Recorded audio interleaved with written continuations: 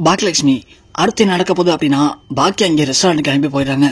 ராதிகாவும் சாப்பாடு செஞ்சு வச்சுட்டு கோபிட்ட சொல்லிட்டு ஆபீஸ் கிளம்பி போயிடுறாங்க. ஆனா கோபிக்கு ராதிகா செஞ்ச சாப்பாடு பிடிக்கவே இல்லை. அதனால ஈஸ்வரி இங்க பாக்கியா செஞ்ச சாப்பாட்டை கோபிட்ட கொடுக்கலாம் அப்படின்னு எடுத்து வராங்க. ஆனா அப்போ கரெக்டா மதிய நேரத்துல பாக்கியா வீட்டுக்கு வந்ததும் எதுக்காக ஏன் சாப்பாடு கொண்டு போய் கோபிட்ட கொடுக்குறீங்க, அதான் ராதிகா சமைச்சு போயிருக்காங்களே, அதனால அதே சாப்பிடட்டும், நான் ஒன்னும் உங்களுக்கு சாப்பாடு செஞ்சு வைக்கல, இந்த வீட்டுல உங்களுக்கு நான் வாடகைக்கு தான் விட்டுருக்கேன், நீங்க தங்கத்துக்கு தான் உங்கள்கிட்ட பணம் கேட்டிருக்கேன், சாப்பிடறதுலாம் நான் பணம் வாங்குறது இல்ல, அதனால நீங்க என் சாப்பாடை சாப்பிடக்கூடாது அப்படின்னு பாக்கியா தடுத்து நிப்பாட்டிட்டாங்க. ஈஸ்வரி உடனே பாக்கியாட்ட சண்டை போறாங்க. என்ன பாக்கியா பேசுற, நீ பேசலாம் சரியா, உனக்கு வர வர வாய் ரொம்ப நீண்டு போச்சு, இது என்ன இருக்கு, இப்போ ஒரு சாப்பாட்டை கோபி சாப்பிட்டா உனக்கு என்ன பிரச்சனை, இப்போ அவனே உடம்பு சரியாம தானே இருக்கான், அப்படி இருக்கும்போது இது என்ன பிரச்சனை உனக்கு, அவ செஞ்சிருக்கிறது சாப்பாடா, அதெல்லாம் சாப்பிட்டா அவன் எப்படி ஹெல்த்தியா இருக்க முடியும், பாரு என் புள்ள எப்படி உடஞ்சு போயிட்டான்னு சொல்லிட்டு, இந்த வீட்டுல இருக்க வரைக்கும் என் புள்ள எப்படி இருந்தான், ஆனா என்னைக்கு அதை ராதிகா முக்கியம் சொல்லிட்டு போனானோ அன்னைக்கு அவன் அரை உடம்பு இல்லாம போயிட்டான், இப்போ நெஞ்சு வலியில தவிச்சிட்டு இருக்கான், அப்படி இருக்கும்போது அவளுக்கு தான் கொஞ்சம் கூட அறிவு இல்ல,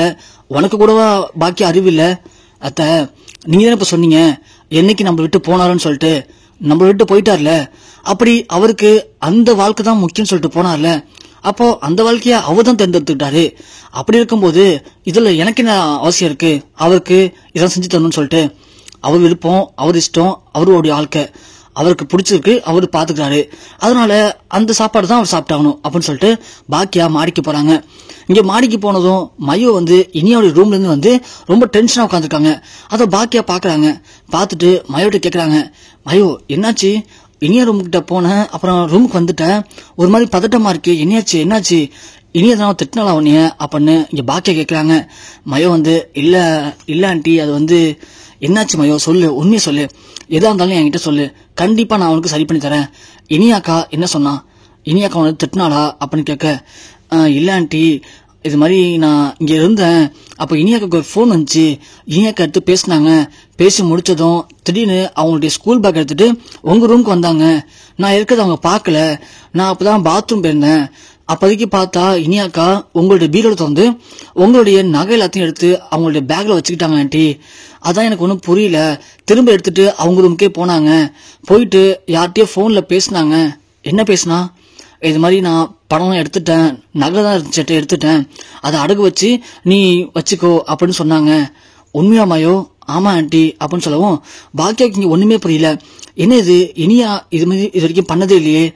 மயோ பொய் சொல்லவும் மாட்டா, ஒண்ணுமே புரியலன்னு இங்க பாக்கியா கீழே உட்காந்து யோசிக்கிறாங்க. யோசிச்சுட்டு இருக்கும்போது இனியா பேக் தூக்கிட்டு கீழே வராங்க. அப்போ கரெக்டா பாக்கியாவுக்கு சந்தேகம் வருது, என்ன இவ இன்னைக்கு காலேஜும் போகல, ஆனா இந்த நேரத்துல பேக் தூக்கிட்டு எங்க போக போறா அப்படின்னு. இனியா எங்க போற பணி, இல்லம்மா இது மாதிரி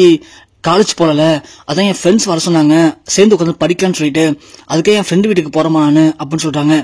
இல்ல இனியா, எனக்கு உன் பேச்சும் நடவடிக்கையும் சுத்தமா சரியில்லை, நீ எதையோ மறைக்க நினைத்தது, இங்க வா, கிட்ட வா அப்படின்னு சொல்றாங்க. என்னமா சொல்றீங்க, நான் என்னமா மறைக்கிறேன், நான் படிக்க போறேன்னு சொன்னேன், அது ஒரு தப்பாமா அப்படின்னு சொல்ல ஈஸி வந்துடுறாங்க. என்ன பாக்கியா, இப்ப எதுக்காக இனியா மாட்டிட்டு இருக்க, இங்க பாரு பாக்கியா, இது வேணா ஓ வீடா இருக்கலாம், அதுக்காக இங்க இருக்கிற எல்லாருமே என்ன பண்ணணும் ஏது பண்ணணும்னு நீ ஒன்னும் சட்டம் இல்ல, நீ ஒன்னும் ஆர்டர் போடாத, புரியுதா, அவ என்ன இப்போ படிக்கதானே போறனா, அதுக்கு எதுக்கு அவளை மாட்டிட்டு இருக்க, அத்தை கொஞ்ச நேரம் அமைதியா இருங்க, என்ன நடக்கும் தெரியாம பேசாதீங்க, இனியா பேக கொடு அப்படின்னு சொல்ல இனியா பேக தரமாட்டாங்க. பாக்கியா இனியோட பேக பிடுங்கி உள்ள பாக்குறாங்க. பார்த்தா பாக்கியா மீதி வச்சிருந்த எல்லா நகையவும் இனியா எடுத்து அவங்களுடைய காலேஜ் பேக்ல வச்சிருக்காங்க.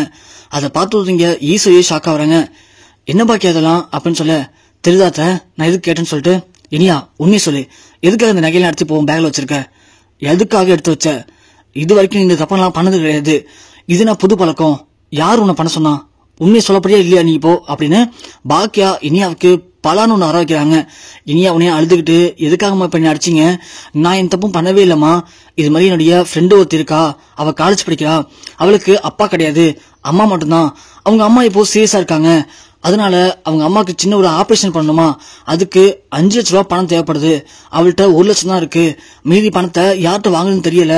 அவ போன் அடிச்சு ரொம்ப ஃபீல் பண்ணி அழுதா, எனக்கு ஒரு மாதிரி கஷ்டமா இருந்துச்சு, என்ன பண்ணுன்னு தெரியல, அதனாலதான் இந்த நகையை எடுத்துட்டு போய் கொடுத்தா, அவ இந்த நகையை வச்சு எப்படியாவது அவங்க அம்மாவை காப்பாத்துவா, காப்பாத்தினதுக்கு அப்புறம் அவ இந்த நகையெல்லாம் மீட்டு கொடுத்துருவா, கொண்டு உங்கள்கிட்ட கொடுத்துடலான்னு நினைச்சேன், நீங்க வீட்டுல இல்ல, இதுக்கப்புறம் நான் உங்கள்கிட்ட போன் அடிச்சு பேசி நீங்க வீட்டுக்கு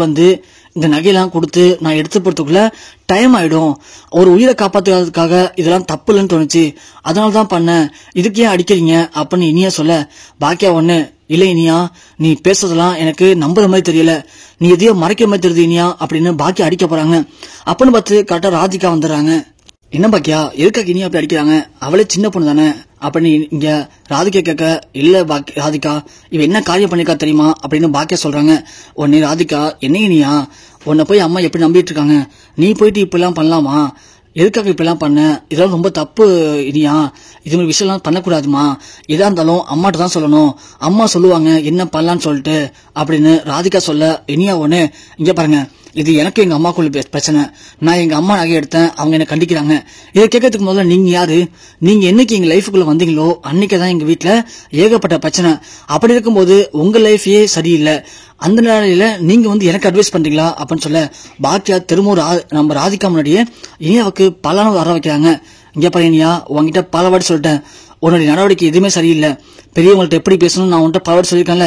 அது மட்டும் இல்லாம புதுசா இப்போ நகையை வீட்டுல இருந்து எடுத்துட்டு போற அளவுக்கு நீ வந்துட்டல அப்படின்னு பாக்கியா சொல்ல, அப்புறம் பார்த்து இனியாவுக்கு போன் வருது. இனியா போன் எடுத்து பார்த்துட்டு போனை கட் பண்ணி வச்சிடறாங்க. திரும்ப திரும்ப அந்த போன் வரவும் டக்குன்னு இனியா எடுத்து பார்க்கும்போது பாக்கியா அந்த போனை பிடுங்கிறாங்க. பிடுங்கி போனை ஆன் பண்ணதும் ஆப்போசிட்ல இனியாவுடைய பாய் ஃப்ரெண்ட் பேசுறான். இது மாதிரி அம்மாவுக்கு ரொம்ப சீரியஸா இருக்கு இனியா, சீக்கிரமா வா, நீ மட்டும் வரலனா அம்மாவை காப்பாற்ற ரொம்ப கஷ்டம், எனக்கு பயமா இருக்கு, நான் உன்னை மட்டும் நம்பி இருக்கேன், எனக்கு இருக்குது நீ மட்டும் தான் இனியா, சீக்கிரமா வா இனியா அப்படின்னு சொல்லிட்டு அவன் போன் வச்சிடறான். இங்க பாக்கியாவுக்கு சந்தேகம் அதிகமாயிடுச்சு. இனியா,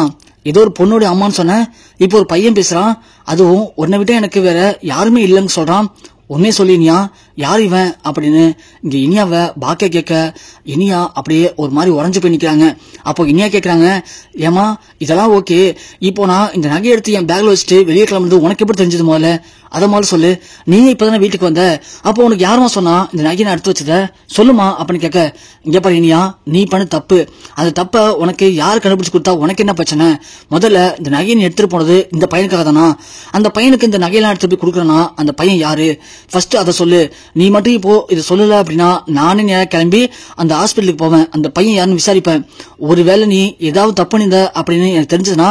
கண்டிப்பா நான் உன்னை சும்மா விட மாட்டேனியா, இதே இடத்துல வெட்டி புதைச்சிருவேன் அப்படின்னு பாக்கியா சொல்ல, ஈஸ்வரி வந்து, இனியா என்ன இனியாத்தலாம், அவதான் கோவப்பட்டு பேசிட்டு இருக்கா, நீ அமைதியா இருக்க, உண்மையை சொல்லி இனியா, அந்த பையன் யாரு, உன்னுடைய கூட படிக்கிறானா, என்னாச்சு சொல்லி இனியா அப்படின்னு இங்க ஈஸ்வரி கேட்க, இனியா ஒண்ணு, அம்மா பாட்டி அந்த பையன் கூட படிக்கிறான், எனக்கு அந்த பையனை பிடிச்சிருக்கு, நானும் அந்த பையனை லவ் பண்றோம், அவனுடைய அம்மாவுக்கு தான் உடம்பு சரியில்லை, அவன் தான் பணம் கேட்டான், அவனுக்காக தான் பணத்தை எடுத்துட்டு போறேன், இதுல இப்ப என்ன தப்பு இருக்கு பாட்டி, என்ன தப்பு இருக்கு, ஏன் டாடி ஒரு பொண்ணு ஆசைப்பட்டான்னு சொல்லிட்டு அவங்க கூட வாழ போன உடனே அம்மா அப்படியே டிவோர்ஸ் பண்ணிட்டு ஃப்ரீயா இல்லையா, ஏன் இப்போ அவங்களே அழைச்சிருந்து வீட்டுல வச்சுக்கலையா, இப்படி அம்மா மட்டும் எது பண்ணாலும் சரி, நான் பண்ண தப்பா, எனக்கு அவனை பிடிச்சிருக்கு, எனக்கு அவன் கூட சேர்ந்து வாழணும் ஆசையா இருக்கு, அவனுக்கு இப்போ பண கஷ்டம், அதனால நான் பணத்தை எடுத்துட்டு போறேன், என்ன பண்ண போறீங்க இப்ப நீங்க அப்படின்னு இனியா கேட்க, பாக்கியா அப்படியே உடஞ்சு போயிறாங்க. ராதிகா யோசிக்கிறாங்க, ஆகா நாம இந்த குடும்பத்துல வந்ததுனால இந்த குடும்பத்துல இப்போ இவ்வளவு பெரிய பிரச்சனை ஆரம்பிச்சிருச்சு அப்படின்னு ராதிகாவில பேச முடியாம இருக்காங்க. ஈஸ்வரி என்ன இனியா இப்பெல்லாம் பேசிட்ட அப்படின்னு சொல்ல, பாக்கியா இங்க எதுவுமே பேசாம அப்படியே உடஞ்சு போய் சோஃபால உட்காராங்க. ஈஸ்வரி, பாக்கியா அவதான் ஏதோ கோவத்துல பேசுறா, நீ எதுவும் தப்பா நினைச்சுக்காத பாக்கியா அப்படின்னு ஈஸ்வரி சொல்ல, பாக்கியா உடனே, பாத்தீங்களா நான் எது நடக்கக்கூடாதுன்னு நினைச்சனோ அதை உங்க புள்ள நடத்திட்டாரு, இப்படி வயசுக்கு வந்து பிள்ளைங்க வீட்டுல இருக்கும்போது ரெண்டாவது கல்யாணம் பண்ணிட்டது மட்டும் இல்லாம அவங்க ஆல்ஸ் வந்து இதே வீட்டுல வச்சுக்கிட்டு வாழ்றது அவருக்கு வேணா பெருமையா இருக்கலாம், அது உங்களுக்கு சந்தோஷமா இருக்கலாம், ஆனா குழந்தைங்களுடைய மனசை எந்த அளவுக்கு பாதிச்சிருந்தா இனியா இப்படி ஒரு முடிவு எடுத்திருப்பா, அதை எவ்வளவு தைரியமா என்கிட்ட பேசுவா பாருங்க, ஒரு வழியா உங்க புள்ள உங்களுடைய லைஃப் மட்டும் இல்லாம என்னுடைய லைஃப் மட்டும் இல்லாம என் புள்ளியுடைய வாழ்க்கையும் கெடுத்துட்டால, இப்போ நிம்மதியாத்த அப்படின்னு பாக்கியா பயங்கரமா அழ ஆரம்பிக்கிறாங்க.